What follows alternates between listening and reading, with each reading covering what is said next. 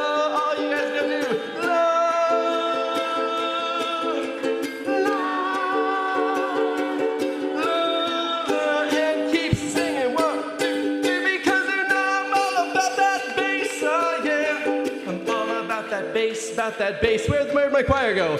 All about that bass, no acid. I'm all about that bass, because you know I'm all about that bass, no acid. All about that bass, no acid. All about that bass, no acid. I'm all about that bass. And your choir parts one more time. La la la la la la la.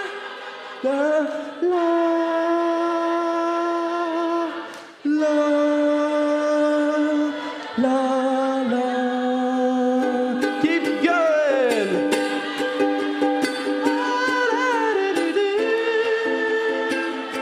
You know I love that bass. You know I love that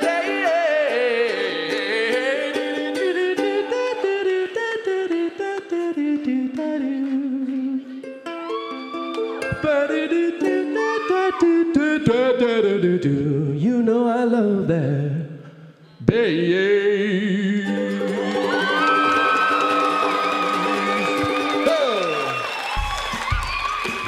All right. This is a song for all you students who have to take exams. Anyone got exams in the near future? Yeah. I stayed up too late, making memory aids. I haven't slept in days.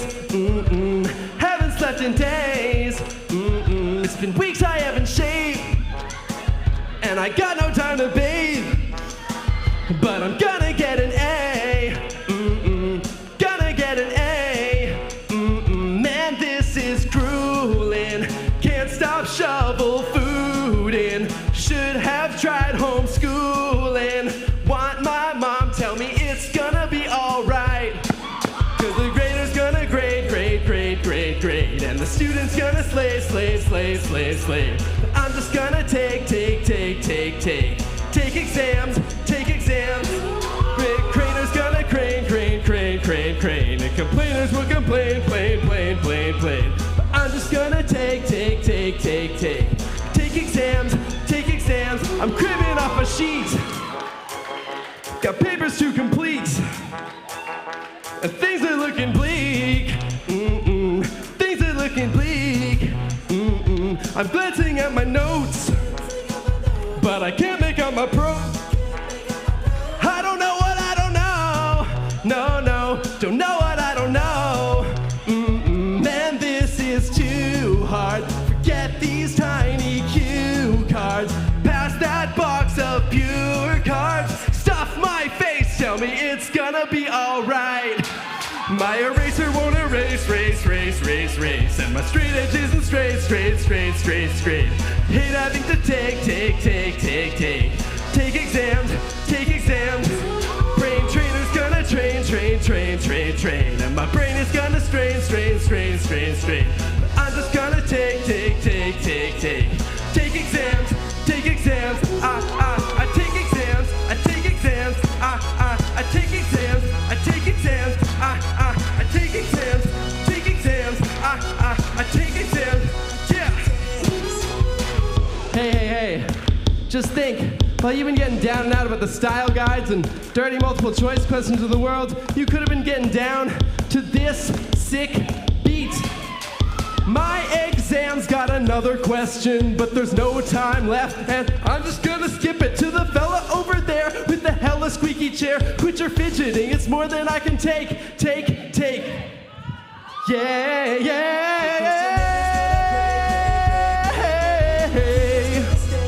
Data's gonna stay. I take exams, clap your hands. Data's gonna wait. Slackers show up late. I'm just gonna take exams.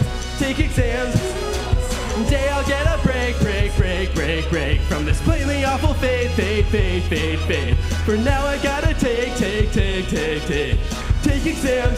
exams. And my grade may not be great, but I'll finally escape. But till then I gotta take exams.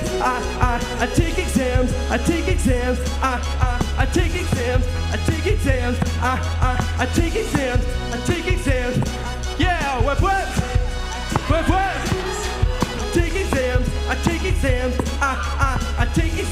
I take exams. I take exams. I take exams.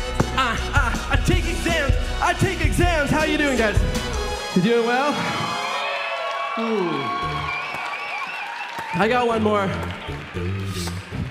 It's been almost 10 years now since we got good photos of Pluto. Anyone like Pluto in the audience? Pluto, the kind of ninth planet? This song's for all of you.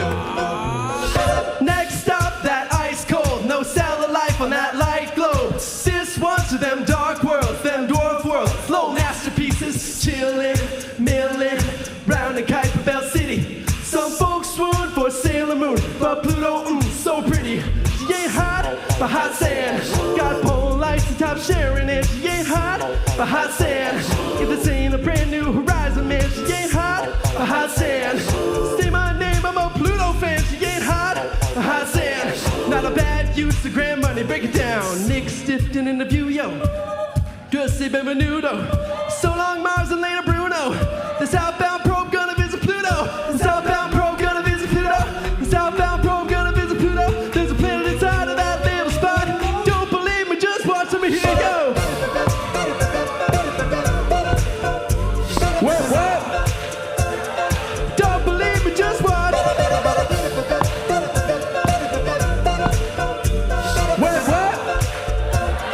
Don't believe me, just watch. Don't believe me, just watch. How you doing, guys? Don't believe me, just watch. Don't believe me, just watch. Don't believe me, just watch. Swap, pretty in it. Looking at gas and solar winds hit it. Alice sees ultraviolet. For radio, we got Rick. Then there's Pepsi, Lori, Ralph and Nisha already. Got thrust streams of hydrazine, locking in the whole thing steady. She ain't hot, but hot damn. Got dust collector and thermostat. She ain't hot, but hot sand. If this ain't a brand new horizon, man, she ain't hot, but hot sand. We finally get to see Pluto planet or not, hot sand. Got cameras up and running, break it down. 6 we sail away to you, yo. Kerberos, that ain't no poodle. We're almost there, break out the brew, yo. The southbound probe gonna visit Pluto. The southbound probe gonna visit Pluto. The southbound probe gonna visit Pluto. Every night we get clearer shots. Don't believe me, just watch us go. Oh, what? Don't believe me, just watch.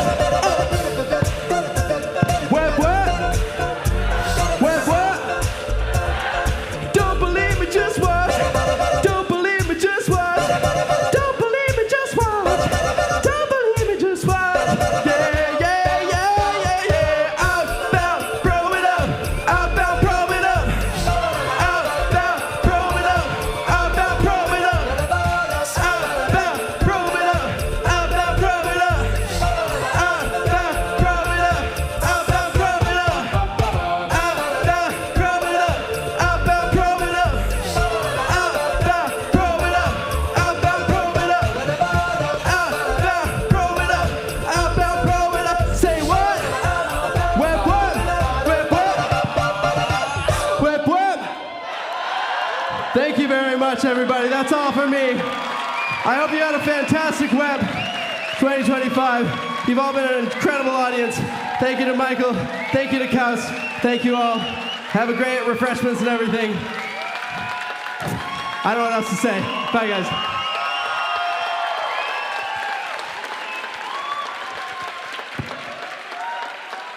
The ukulele, my friend. Do I get a second Astrolab? No, I don't know how to do that, but anyways.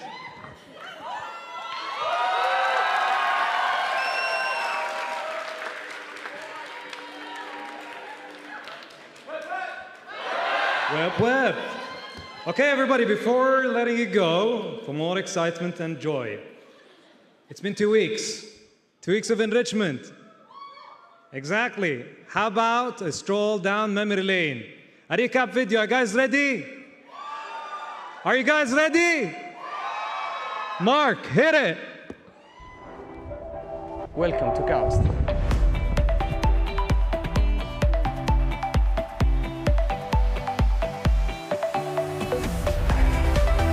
WEP 2025, Inspiration, Innovation, and Boundless.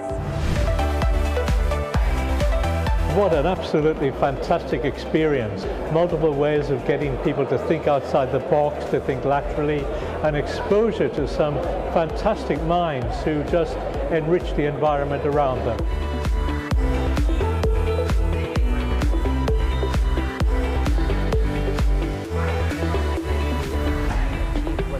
There is no progress in the comfort zone, and Outliers are a great example of that. People that are thinking outside the box and doing things that are not common in their professions in order to get different results.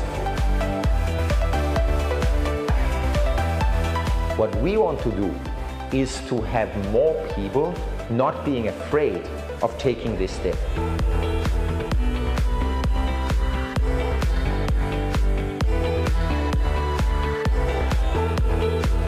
Breaking boundaries, shaping futures.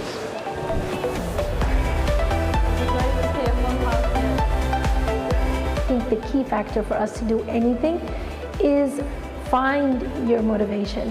Where is it? Where is it? Because that is your motive to continue to do what you do. Don't give up. Keep going. I think tenacity will get you very far when it comes to being an outlier. It can be lonely being an outlier. In terms of energy, you've got to keep fighting for what you believe in.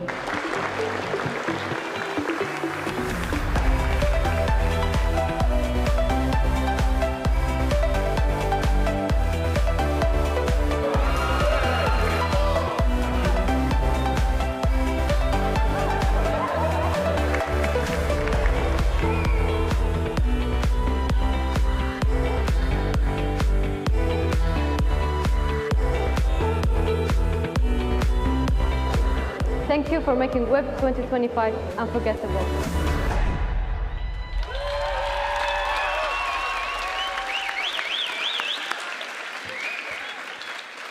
This brings us to the end of the Winter Enrichment Program 2025. 2026, here we come. The proposals are going to be opened in the next few months. Please make WEP great. And as I always say, please inspire many. Join us outside for the reception. Thank you very much.